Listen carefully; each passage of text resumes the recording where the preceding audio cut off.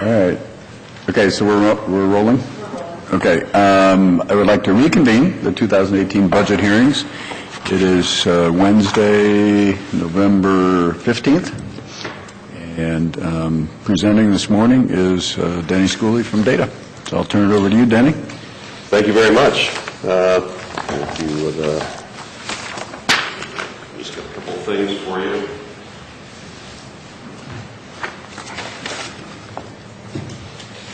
All right, very good. Thank you. Formal request. All right.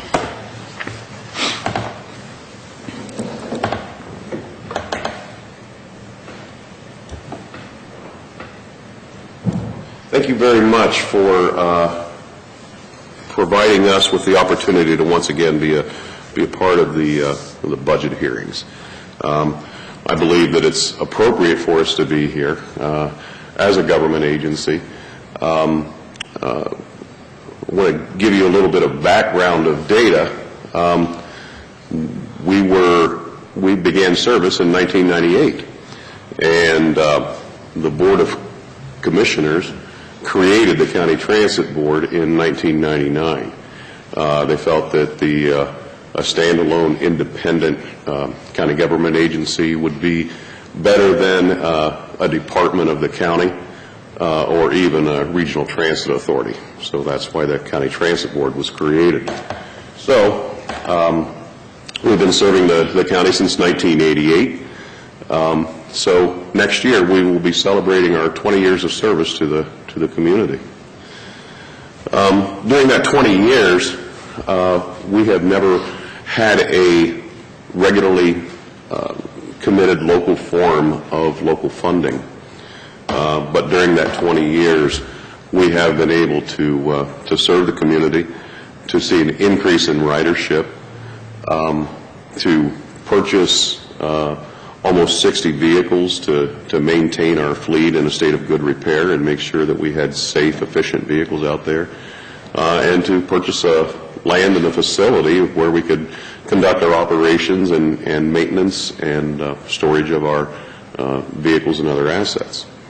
So I feel pretty good about that. I feel pretty good about the board that we've had through the years, and I appreciate you selecting the board members, and they've been great through the years, and of course to our staff that has been very dedicated.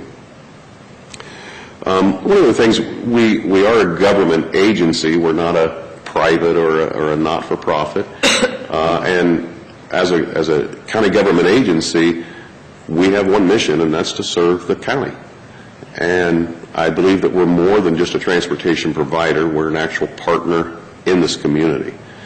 And when we think about transportation, oftentimes people think about transportation as a singular trip, and we're providing a trip for someone from here to there, and that's the basics of our service.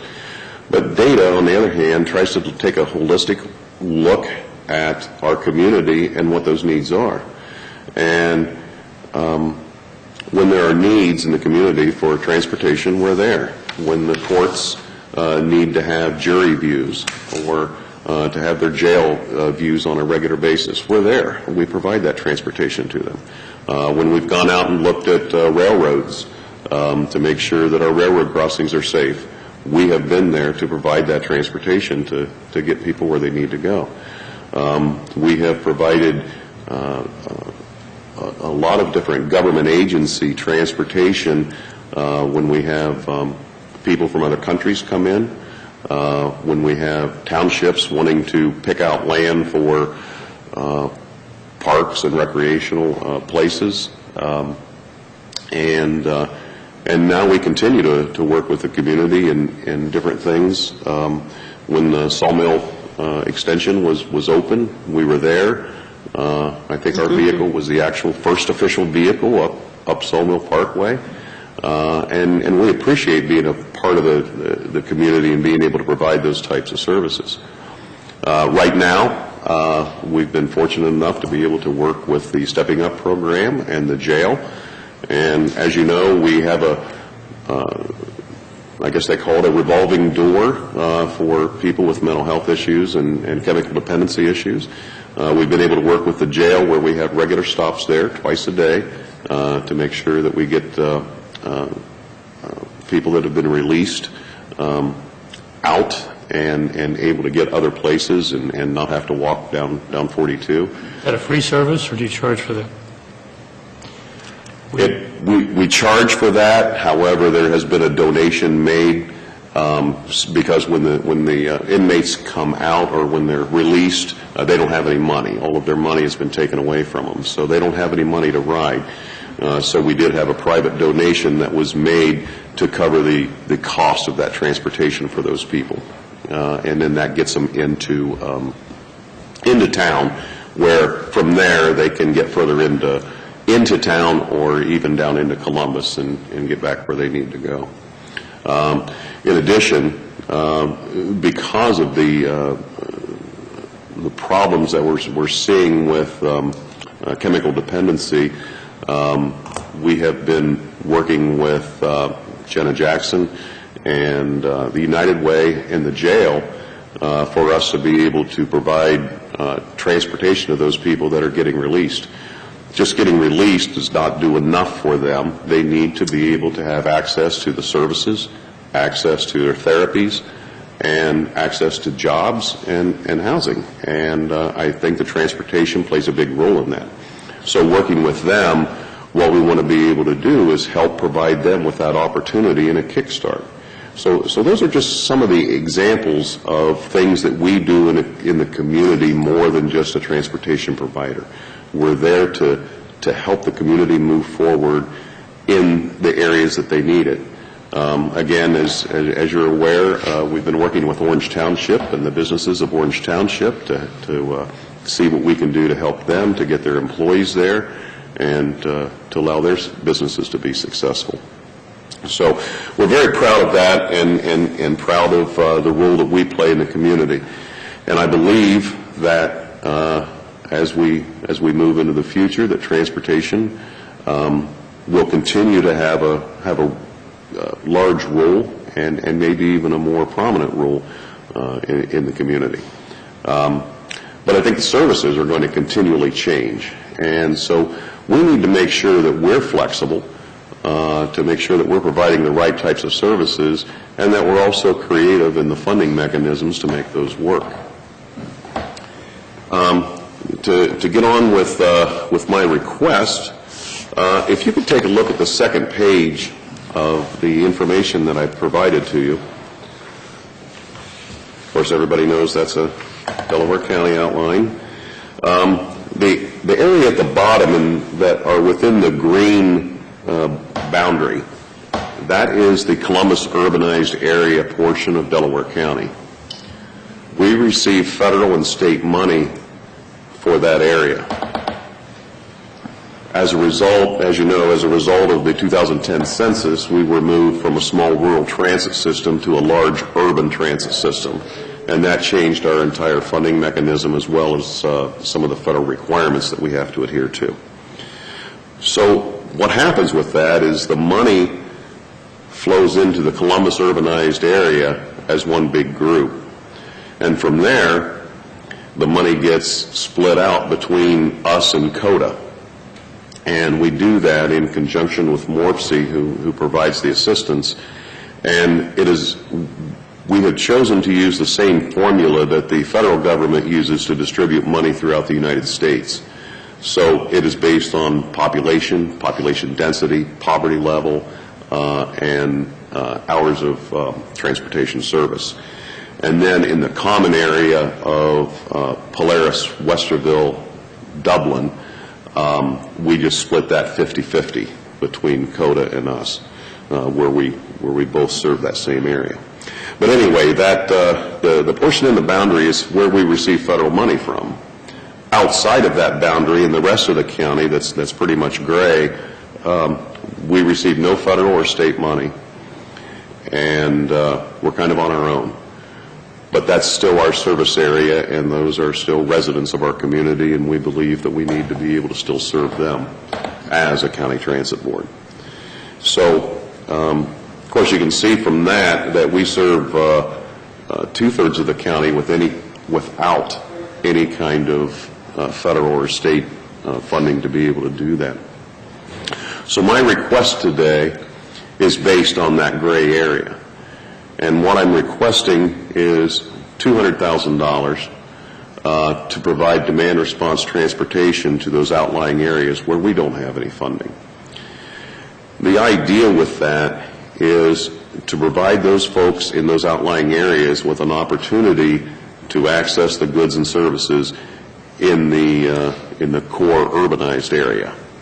So it's been brought up before of transportation at what cost, and that is a very real and valid point, and how many people on vehicles, and is it worthwhile to just have one vehicle with a person at a time. In the past, that has been a model that has worked with us. Some of that is due to requirements from our contracts that through our contracts they specifically tell us who we're going to pick up at what time and take them to where. I have spoke to you before about that and my displeasure with that, because there are times when we pick somebody up in Delaware and take them into the heart of Columbus, and then we drive back and pick up another person and drive them into the heart of Columbus, where I believe that those trips should be combined or can be combined with just a little bit of modification. But the attitude with some of the folks that arrange those trips is, well, we don't want to inconvenience those people.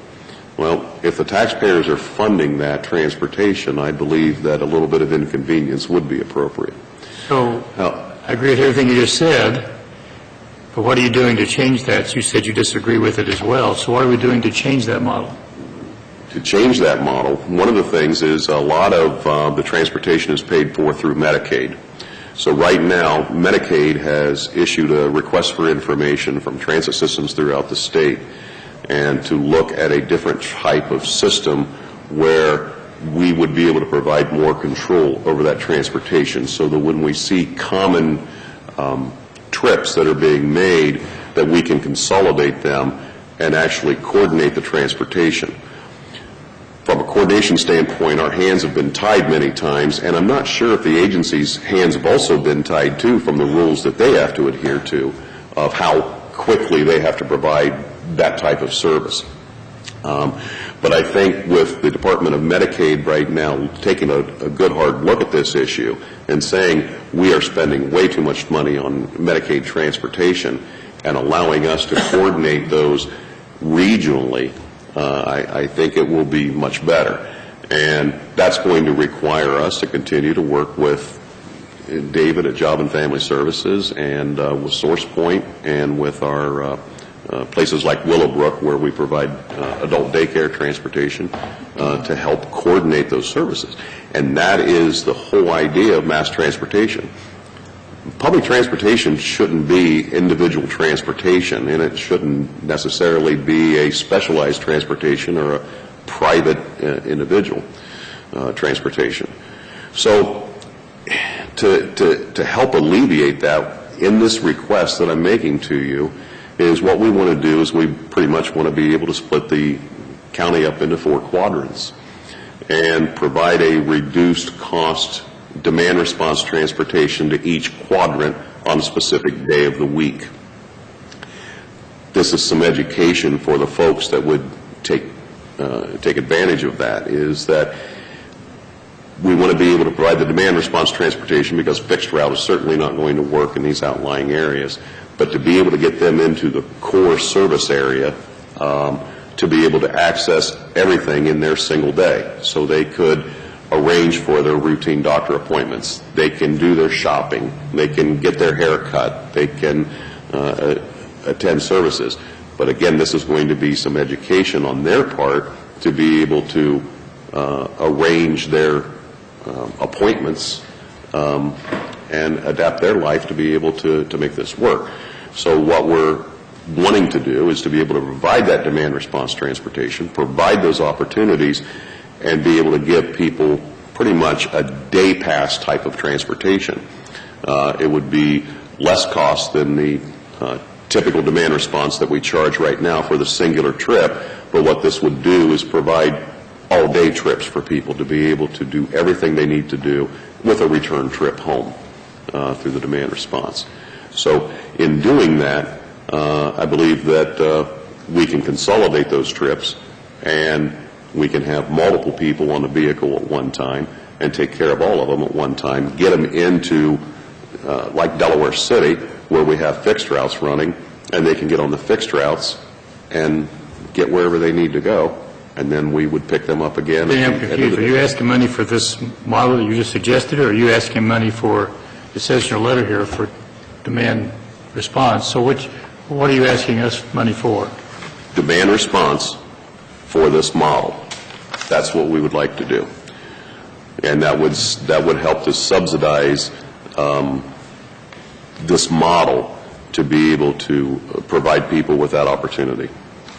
Otherwise, the transportation costs are just going to be extremely high for the individuals to the point of being unaffordable.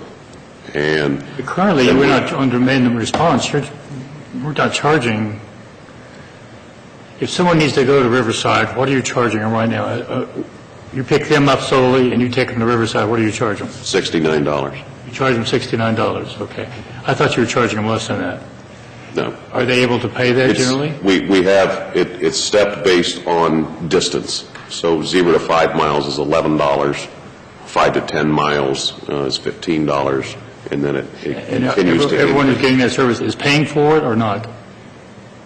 Paying for it, or senior citizens. Source Point? Source Point is assisting them through a program called Bus Bucks, where they get 4 trips per month to be able to get where they need to go. So the passenger themselves pays $4, and then Source Point subsidizes the remaining portion of that. So the model that I'm suggesting is kind of like the Bus Box. It provides that opportunity for people at a lower cost, basically 1 day a week for their area, so that, again, we can consolidate those trips, coordinate those trips, and make that transportation more efficient. Have multiple drops off, or you're going to drop them off in one location? One location. So it's got to be an area that has the haircuts and the et cetera, et cetera. Well, and that's the thing. Our fixed routes throughout Delaware City, and But they could get on a fixed route once they got to that one location. Right. Once we get to the one location, then they can spread out wherever they need to go. So if they want to go to Myers, they can. If they want to go to Walmart or Kroger, they can, the hospital, and then still also be able to access the route in the Route 23 corridor to even get further down into the Lewis Center, Orange Township, Polaris areas. So that is the model that we're looking for. I want to step backwards just a minute. As I talked about, our funding changed considerably in 2013. And in 2014, we received $1 million influx of money through our partnership with ODOT and CODA. And that $1 million, when we laid out our budgets, we said this would last us for 3 years. We will use a third of that for each of the years. 2017 was our last year, and that money is used up, and we've not been able to find a replacement for that. So the budget that I'll be presenting to my board tonight is a deficit budget, and over the next 2 months, our board is going to have to make some tough decisions about cuts and where we're going to make those cuts at. One of the things, of course, is our concern with unproductive service. I don't want to put service out there and only have one person in a vehicle. So we have done an analysis based on our new route design that started in July and where our ridership is. We have it ranges anywhere from 8 passengers per vehicle hour to down to 1 passenger per vehicle hour. And we need to take a look at those 1s and 2s and either modify those routes or eliminate them completely and focus on the routes that are being more productive, where we're getting multiple people in the vehicle. The expense when we're running those routes stays the same regardless of how many people we get on. So we need to make sure that we're developing the services that takes care of those folks, but at the same time maybe kind of forces them to, maybe they don't get to go at 7:30 in the morning. Maybe they got to wait till 8:30 so that we can get more people in a vehicle and make those more efficient. So the board's going to be looking at those. Other things that, as far as I'm concerned right now, we have everything on the table. We will be looking at employee benefits. Right now our health insurance cost is 10% of our budget, of our total budget, and just in health insurance. And the health insurance doesn't go down. It just continually increases. And these are some of the things that our board is going to have to take a good hard look at and say, as has been suggested before, this is a very important service, but at what cost? And we need to make sure that we are good stewards of the taxpayer money to still provide the service, but it's a big number. So we'll have to look at those. We'll have to look at employee benefits. We'll look at employee wages. Our budget this year does not include any increases, and we're just at a transitional phase, I guess, moving from where we had the additional money come in until we can figure out where additional revenues can come from. But at the same time, I don't want to see us not be serving the county and in its entirety. And so that's what this request is about, is to make sure that we can still do that and be able to still continue the fixed routes that we currently operate at a reduced number of routes. We're going to have to cut hours. Not sure exactly how all of that looks right now, and those are some of the decisions that the board will need to make. But we will have a reduction in service, and we will have a reduction in employment. What's your total revenue for 2017, for instance? 2017? Yeah. Just over $2 million. I'm sorry, just under $2 million. Okay. And how much, what are the big percentage sources of that revenue?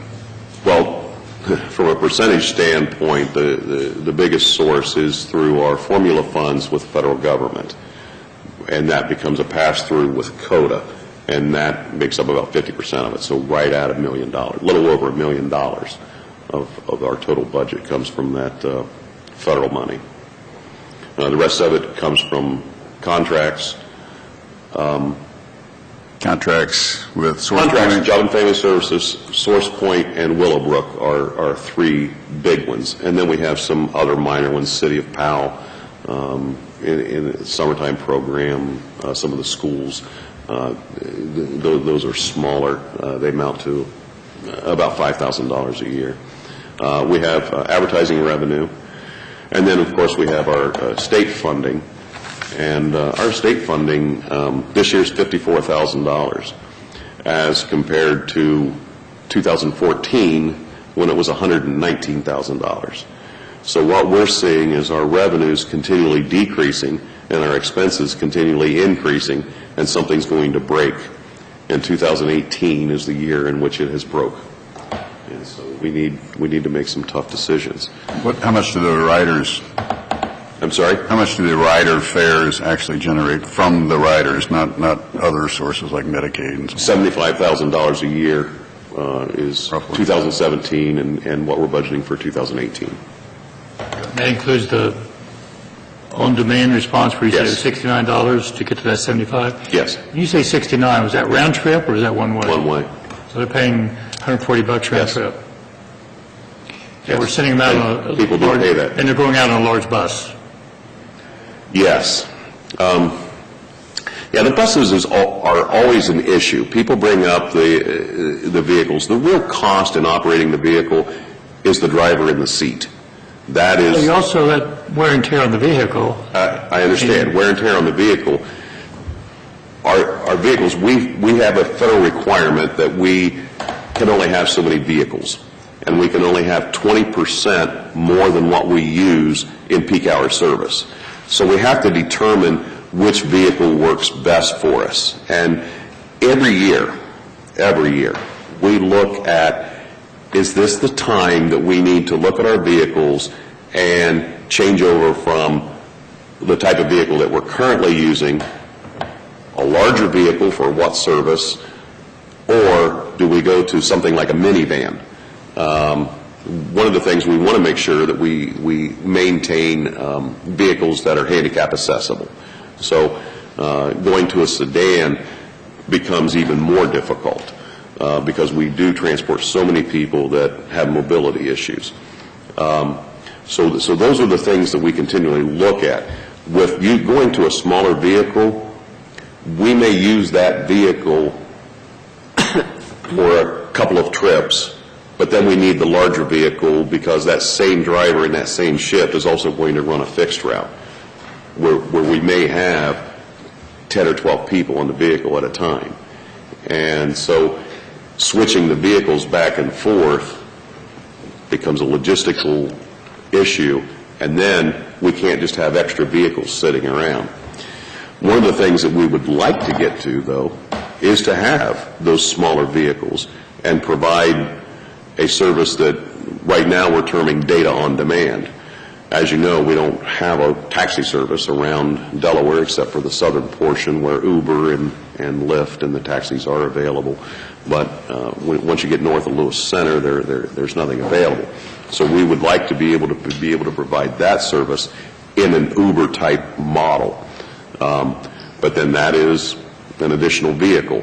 So we have to make sure that our servicers are there so that we can have these additional vehicles without violating our federal regulations of having too many vehicles, if that makes any sense. How many vehicles do you have? It's messy. How many vehicles do you have, the big yellow buses? 20. 20? 20. And they're all that same style, Right. shuttle-type vehicle. What do those cost today, roughly? Around $70,000. How long do they last?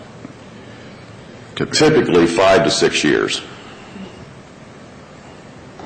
And when we get rid of them, they normally have 350,000, give or take, miles on them. What is your demand in the rural areas, Denny? And are some areas, I would think, have more demand than others? I'm not sure exactly why, but... I think that it's pretty well distributed throughout the county as far as just because of there's pockets of areas, even down in the Westerville area when you get into the Fancher Road area, that trailer becomes much park. higher. Yeah. Our demand response demand right now is much lower than it was a few years ago when we changed over into the urbanized system, simply because our rates went up so high. We were charging $4 a trip, and then it jumps to 11 at the absolute minimum. Just to get on the bus is $11. And then that's one way. And so one person, and that was just to cover our costs. We have absolutely zero subsidy.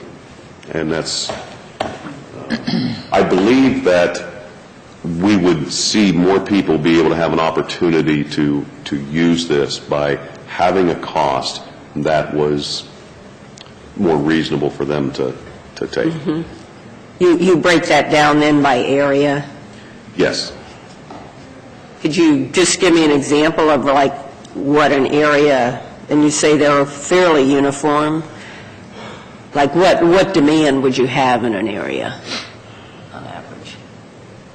Barb, I really can't answer that question intelligently right now because we look at the demand response as a whole, and I have not looked at contract trips versus general public trips. I guess I'm speaking more about general public self-pay. Okay, what about as a whole then? If you can't tell us now, maybe you could get us. I would certainly get that information to you. I can tell you that collectively throughout the county in 2017, we will provide about 50,000 total demand response trips. Okay, including in the urbanized areas? Oh, yeah. Yeah. Yeah, that's that's most countywide. of it, yeah. Countywide, and then that also includes going outside of our county. When we go outside of the county, typically it's to a hospital or a medical facility. Sure, okay.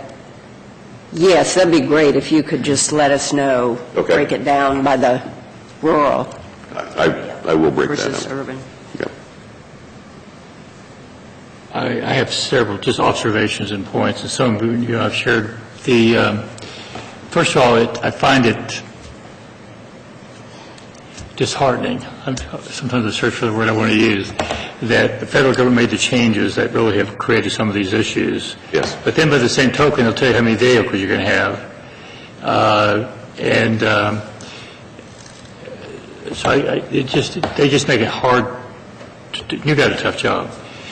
The issue, the $69, I think that probably had to do with going to Riverside, because that's not a typical fee. Well, based on mileage, and that would be a typical fee for somebody going from Delaware City down to Riverside. But it's not or your average LSU. fee, because the math didn't work when you said you had X number of trips, and it would have been more than Yeah, $70,000. It really is kind of all over. The thing that you're asking us to fund this model to bring people to an area, but you couldn't answer Commissioner Lewis's question about how many riders you were anticipating in any given area. And I think that's an important piece of the pie. Until you can show, first of all, I think you ought to just take one area and test the concept rather than doing it countywide. So, and you ought to identify the area where you have the most chance for success. And that's been an easier thing for me to say yes to than we're going to do it countywide, but you don't have a clue whether it'll work or not until you test it. I was at the meeting when you talked about the Orange Township for the employers, and you're not getting very much ridership. Correct. I don't understand why those employers don't participate. We're getting employees to them. So I think that came up in the meeting. How do you go out and you get the employers to provide some funding to get their employees to that workplace if it's important to them? You've got to change the whole way you look at everything. Yes. And you've got to, and it's a hard job. And these employers, I realize, aren't used to paying anything. Right. And nobody wants to pay anything if they can get the government to pay it for them. Right. So those are just observations more than they are. But it'd be much easier for me to support this if you had a little more definition of what you're asking for. You had a little better idea of what the usage was going to be in that given area. And you're willing to test it in one area rather than doing it countywide to see if it even works. So just my observation, for whatever it's worth. Okay. Yeah, kind of along those same lines, I have a lot of questions before I could even begin to consider supporting it. The cost details, again, I need to see just what, you take in $2 million a year in revenue, what do you spend it on? You said 10% of it's health care. I don't know what your plans are and how they compare to the private sector and so on, but, things like that. I need financial history, just what have been, the last few years of revenues and expenses. So again, I can make some, I can study the financials, because I think you've got some real basic questions that I need to see answered before I could consider supporting a levy. For instance, Commissioner Merrill's comment about the vans. I mean, if you're replacing those vans every 5 or 6 years, and they cost $70,000, that's 4 of them are replaced every year. That's $280,000 just in the purchase of the vehicles every year. And if you go with smaller vehicles, right there, pay half the price or a third of the price. Right there is $100,000 and some a year. healthcare is, you're spending $200,000 a year on that. That sounds awfully high. So again, I think there's so many basic discussions, about eliminating a lot of the routes that aren't, that's certainly a way to save a lot of money. So again, I think the board, and again, I agree with Commissioner Moore, you got a tough job. It's really hard to make it work. But there's so many basic questions about financial priorities before I would consider spending the public's money to subsidize a system that, is clearly not, the revenues, if you're getting $75,000 of revenue out of all the riders you're providing, that's a very, very small piece of the cost structure, which tells me, with my business hat on, it tells me the consumers aren't using it because it isn't appreciated. They won't spend any more than $75,000 to pay for this data system. That tells me consumers vote with their wallets, and they're not using it enough. So I don't know. Again, I have a lot of basic questions from a business standpoint before I could even consider it. And then I get back to the basic question of, this is a slippery slope. If we support another public entity, another government agency, there's a whole bunch of them in the county that we don't support, and if they get into financial trouble, are they going to come to the county asking for money? We got the library, the health district, the schools, the cities, the villages, the townships, Source Point, the parks, so on. They're going to come to the county whenever they run into financial difficulty, and that's so what I'm talking about is this is a very difficult position for us to subsidize another public entity. And again, you got a tough job, no doubt about it, and I applaud the goal. But I just have so many basic questions about things that need to be looked at before I could even consider supporting, an additional expense to the taxpayers of the county.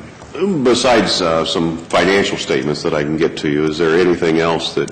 Well, I want basic cost and cost analysis. What does it? How many riders do we have? What are the breakdowns from rural and urban? And just basic. Cost accounting is the way, I guess probably another way of saying it. Again, I just have so many basic questions that I need answers to before I could even consider. And again, this is a really big ask in terms of principle, because again, we would be subsidizing a public entity that I don't disagree that the mission is a good one, but so is schools, so are the parks, so are the library, so on, and we just can't afford to subsidize ongoing operations too. So anyway, that's my thinking. There's so much going on in transportation too. What's the future of autonomous cars? Absolutely. Does that play a role in where we're headed with data? Uber is an alternative. I can't imagine it would cost $69 to take a customer from their home to Riverside each way. Using Uber would probably be half that, because I've used Uber a number of times. So again, those are big macro forces that are impacting, again, causing you to have to really wrestle with a lot of these big issues in the board. I know it's not easy. Okay. So I want to address the vehicles real quick. As far as our budget goes, the vehicles are not part of that. That is the where you get the funding. The vehicles, we've been able to be successful in getting grant funding. It's through the Ohio Transportation Preservation Program. Okay, so the $2 million you're spending is just strictly regular, ongoing, recurring operating expenses, not capital spending. That is wages, benefits, insurance, gasoline. Yes. Okay. Correct me if I'm wrong. I believe in the past, the county has provided some funding, and we shifted it to the endowment program a year or two ago, or something, whatever funding we were providing. I believe it's been 3 years ago that the Community Enhancement Fund was not in existence. And I'm doing this from memory. If I remember right, $50,000, $75,000, something Yes. like that. Does that sound right? Yes. And I'm doing that from memory, so I'm off. That is correct. Yeah. We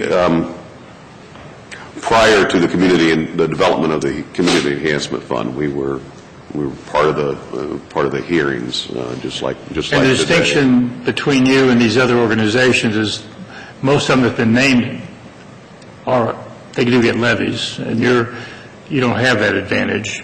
No. So so we're all hearing the same thing. Has anyone ever petitioned the federal government to move from a large urban transit system back to a rural system? I mean, this is where things really started to fall apart. I'm not going to disagree with you. It is not so much about, that part isn't about the federal government as it is about the state. And so that is through this ODOT are the ones that made that rule.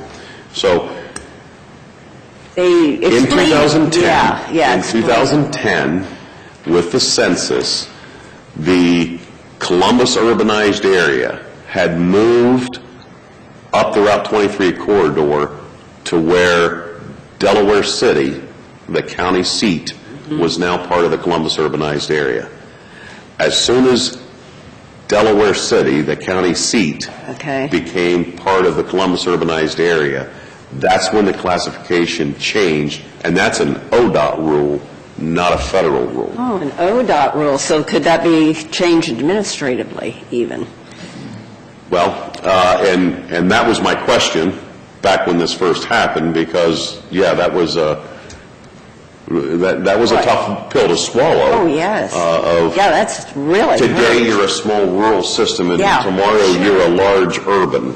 And Yeah, so boy. we did ask that question, and basically what we got from that was no.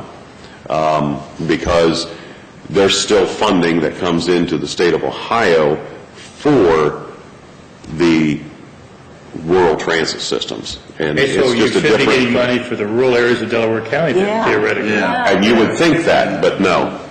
Well, that's ridiculous. But that is, Yeah, I'm not going it to, is. I can't argue with you. I've already argued that Yeah, point yeah. and didn't get anywhere, because they only have so much money to distribute out too. And that was my argument, was that we serve the entire county, only 1/3 of it is urbanized.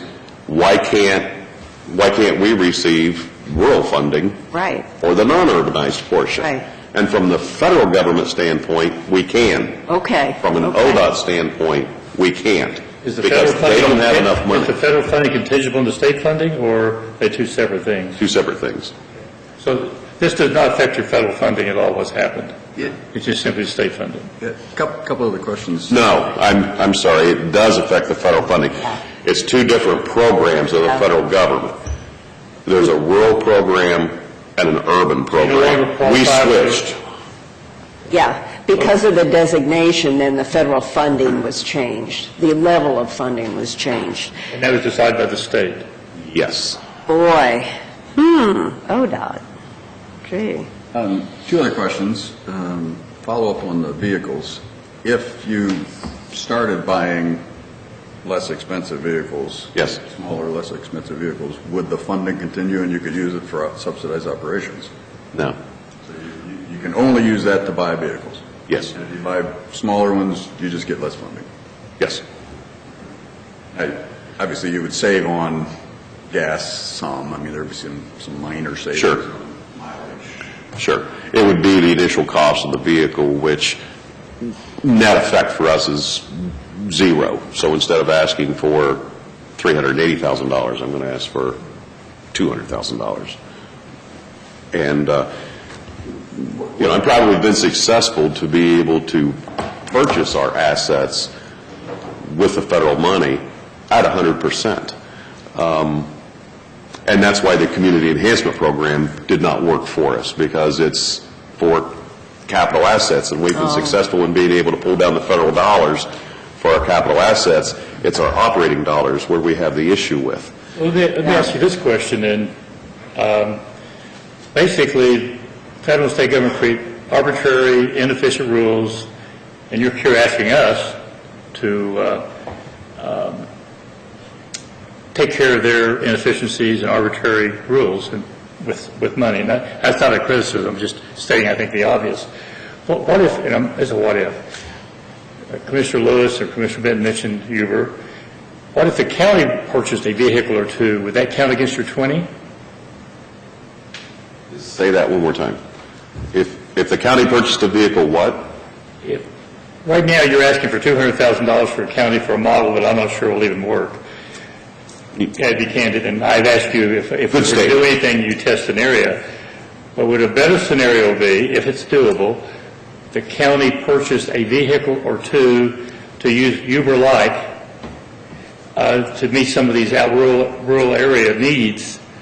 Would that be a more effective use of that money, and would that affect your vehicles? You said your model, you have to have 20. You can't get more than that. Would those count against your 20 if we were funding them?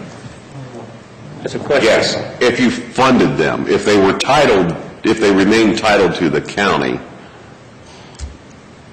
then we just used them. That would be different. I'm just asking a question. I'm not offering it. According to the rules, it doesn't matter where the funding came from. You have these vehicles. And so if you're asking for federal money to purchase another vehicle, you're allowed to have 20% more vehicles than what you use in. So if the county, again, we're just talking. Yeah. Right. If the county funded them and you operated them, would we still have the same issue or not? We would not have that issue if the title remained in the county's name and not in the transit board's name. Even with you even if you doing the operation? Even with us operating. You're sure of that? I'm pretty sure of that. That's different than being 100% sure of that.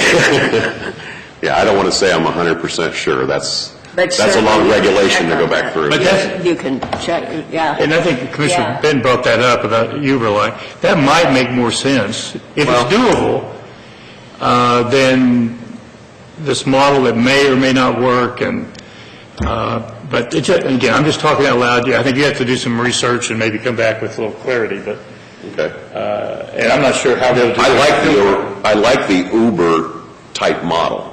I think that would be great. The problem is Uber doesn't operate up around here. There's just not enough. But you talked about having smaller vehicles that would be operated by you. Yes. Uber-like. So that's what we're talking about here. Right. So forget whether they operate. That's not the point. Yeah. The point is,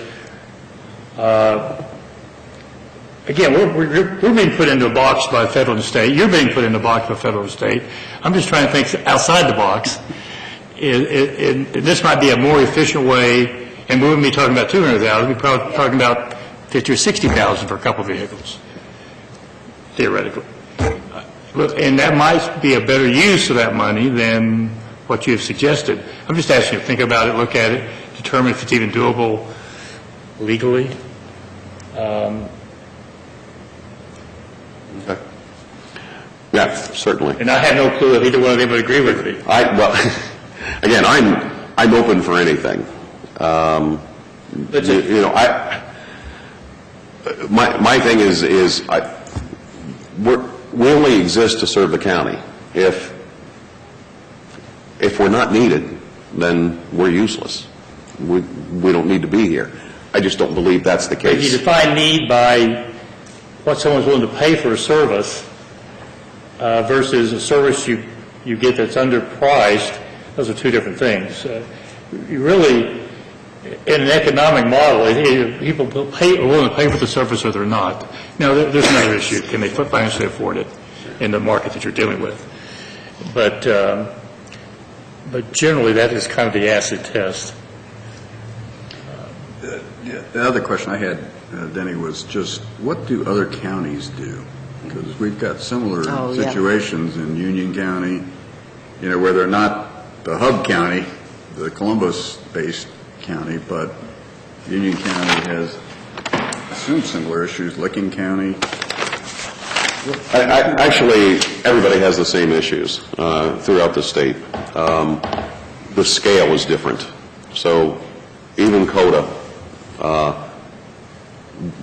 more services needed from what they hear. They don't have the money to provide more service. Cleveland, same issues. All of us have the same issues, it's just on a different scale. One of the counties that we look at a lot is Butler County, because they are so similar to us, being just north of Cincinnati. Right. It was in 2000 that they had their conversion from the rural system to the large urban, and so we look at their model a lot. And currently, right now, their model, they pretty much operate the way we do, except that they were able to be successful in making an agreement with Cincinnati University to run routes, which provided a big influx of money to them to operate. So that was a very good thing for them. But why from would their Cincinnati University subsidize Butler County? transportation of the students down into University of Cincinnati, I guess. It's what they're looking at. So Yeah, kind of scratcher, because you got Miami University and Oxford there in Butler, so I don't know why they would be transporting a large number of students. I might have the wrong university. Did you say Miami? Yeah, Miami is in Oxford, which is in Butler County. Oh, okay. So maybe it's Miami. Oh. I might have the wrong university. Okay. I might have misspoke on that. Anyway, and so with their demand response, one of the things that they're doing is they've gone to a zone type of a thing. So their core is here, and then they have zones going out. So the further out into the county that you get, a much higher cost, even if you're just going across the street. So when you get out into, say, like an Ashley area, if somebody just wants to go from home to downtown, it may only be a 2-mile trip, but it's very expensive, and I don't know what their prices are. But that's their model, because it's extremely expensive to provide that demand response transportation. It's just very expensive. So so they're going to a zone. A lot of the other smaller systems that are comparable size to us, operate a lot off contracts, and it's their Job and Family Services, their Department of Developmental Disabilities, and not all of them are county transit boards. They're a department of a county or department of a community action agency. And they don't provide a lot of general public transportation. Us, Butler County, and Medina County are all kind of similar. What about Licking and Union? What do they do? Licking and Union, I believe that they're Union is a 5310 program, I believe. Don't know that for sure.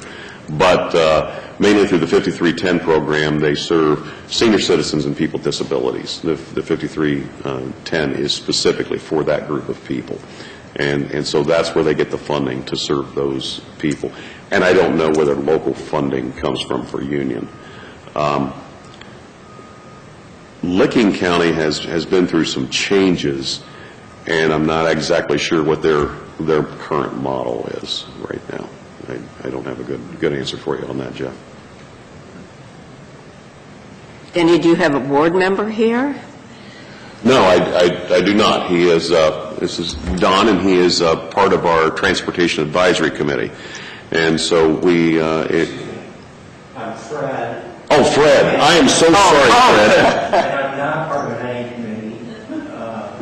I just happen to sit in the board. You know what? I am so sorry. I got you mixed up. You were at the board meeting last month. Well, welcome. I apologize. Yeah. Anyway, that's where we are. Again, I appreciate Okay. the opportunity. I just want to make sure that I'm covering things. You want some additional financial information? Yeah, the financial history with some details about the costs and the revenues, and Okay. then some statistics on ridership and routes and... Okay.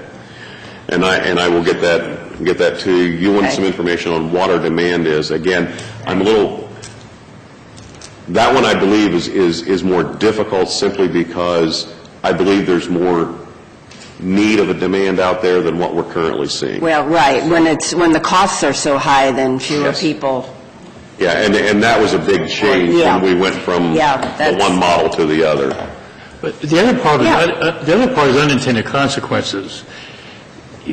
Right now, in the old days, I can say that because I'm old, family took care of it. They got you to where you needed to go. Sure. If you do the modeling and you lower the price, or you're subsidizing, at some point the family says, we won't do it any longer, just call Batabus. So you end up creating, good or bad, you end up increasing the demand, and people who have provided, or maybe it's a neighbor, people who have provided the service in the past now take themselves out of the mix, being good Samaritans, being helpful, because, well, let the government do it for us. And that's what I mean by unintended consequences. So I'm not sure how that changes anything, but I do think that's something that at least needs to be evaluated as you go through the evaluation process. Do you have any figures, Denny, on then what ridership was before it changed to a large urban? I do. Yeah, now that would be because you're, yeah. I And that's a mean, big flip, because we Yeah. went, demand response, ridership Yeah, was that here, would really switched out help here, and then it too, flipped. if you could provide us with those figures, because it definitely affects the number of riders, depending upon how much you are asking them to pay. Sure. And then whether, with Medicaid, is there any payment then from the rider when they are, from a person who has Medicaid and rides data? We don't collect anything from the rider. So Okay.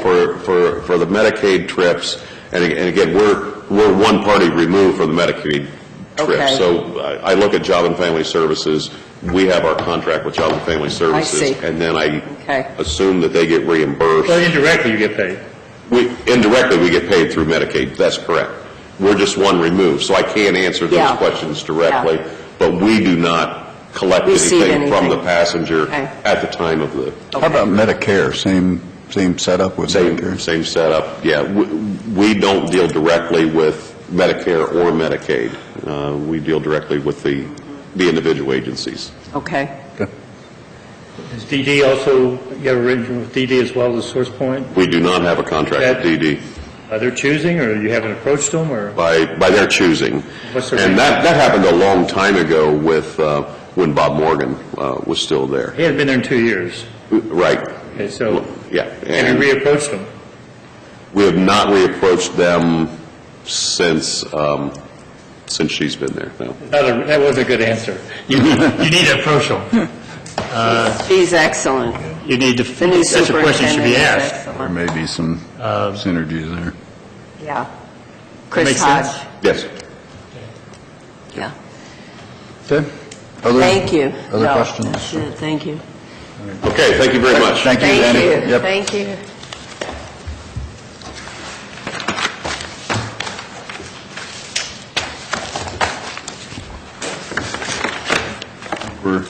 We are right there. Yeah, we're now recessed until 2 o'clock. 2 o'clock. Very good.